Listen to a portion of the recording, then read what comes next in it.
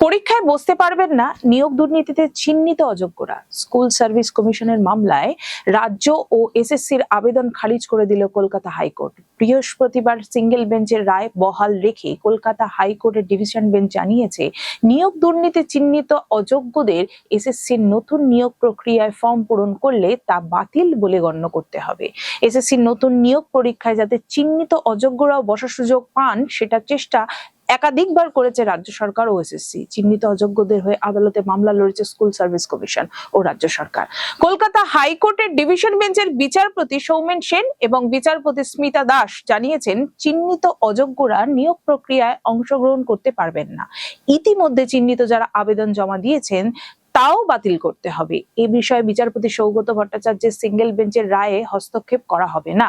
নতুন নিয়োগ প্রক্রিয়ায় চিহ্নিত অযোগ্যরা সুযোগ পাবেন না, এদিন স্পষ্ট জানিয়ে দিল কলকাতা হাইকোর্টের ডিভিশন বেঞ্চ। সুপ্রিম কোর্ট তার নির্দেশে বলেছিল, চিহ্নিত অযোগ্য বলে যারা রয়েছে তারা পরীক্ষায় বসতে পারবে না, তাদের বেতন ফেরত দিতে হবে। সাথে এও বলেছিল, ওএমআর শিটে কারচুপিতে চাকরি হয়েছে এমন প্রার্থীরা অযোগ্য বলেই বিবেচিত হবে, তাই বহাল থাকলো।